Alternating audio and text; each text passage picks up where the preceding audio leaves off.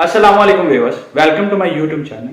I'm Bilal Academy. My name is Bilal and today I'm going to discuss about the different mathematical relations which are used to calculate the frictional head loss throughout the pipeline and how much power is required by the pump to transfer the fluid from one place to another place, and what is the efficiency of the pump and how to do the technical and economical evaluation of the whole pipeline system. So if you are new at my channel, then do subscribe to my YouTube channel so that you can get the notification of my upcoming videos. So without wasting time, let's start the video.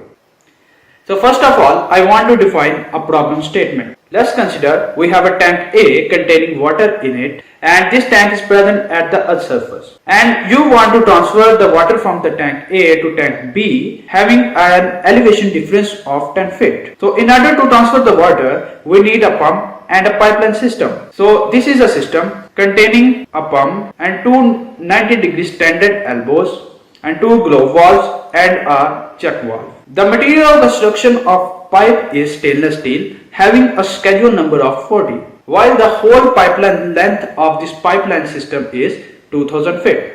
So for this system, you want to calculate the frictional head loss, efficiency of the pump, power required by the pump, and how to do the optimization of this pipeline system. So first of all, let's see how to calculate the frictional head loss. So frictional head loss is the sum of minor head losses and the major head losses in the whole pipeline system. The minor head loss can be calculated by using this formula, where K is the loss coefficient and its value can be obtained from the literature. Let's see a table. You can see coefficient value is provided for different bands, flanged, threaded, and its values are also given for the different valves, globe valve, angle valve, ball valve, and spin check valve. So you can get the values of the loss coefficient from the table. The next parameter in this equation is velocity, which is the average velocity of the fluid. And in this formula, the J represents each component that causes a minor loss. So in this system, we have different components like these valves and these elbows and a sudden contraction while sudden expansion is also there. So you have to calculate the loss coefficient for all of these components.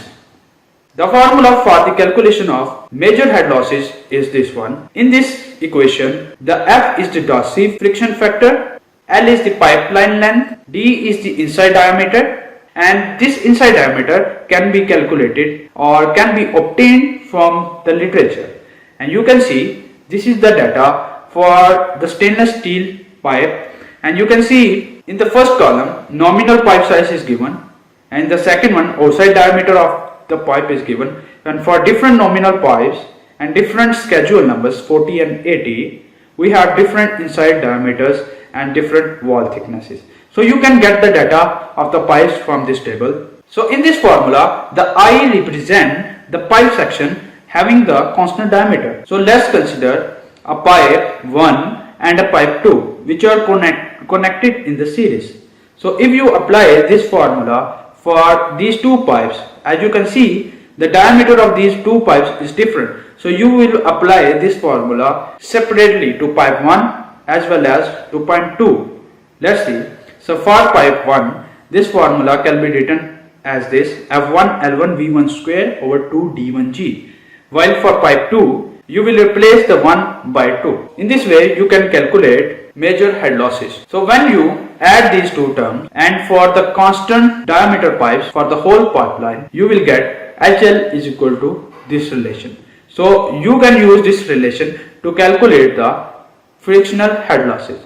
But we don't know about this friction factor. Now we will discuss about how to calculate the value of the friction factor. Remember that the friction factor is the function of Reynolds number and the relative roughness. And in order to calculate the Reynolds number, you know that Reynolds number is the ratio of inertial to viscous forces. In this formula, the rho is the density, d is the inside diameter, v is the average velocity, while nu is the viscosity. So velocity can be calculated when you divide the volumetric flow rate by the cross-sectional area of the pipe. So for calculating the cross-sectional area of the pipe, the formula is pi by 4 dr square. The other parameter which is needed to calculate The friction factor is relative roughness and its value can be obtained from the literature. As you can see in this table, for the different materials, the value of the roughness is given. After calculating the Reynolds number, if your Reynolds number is less than 2400, then your flow will be laminar flow, and for calculating the drastic friction factor for laminar flow, the formula is 64 by Reynolds number. And if your calculated Reynolds number is greater than 4000, then the flow will be turbulent flow. The friction factor can be calculated by using this relation. Now we are moving towards the calculation of the power required by the pump to pump the fluid from tank A to tank B.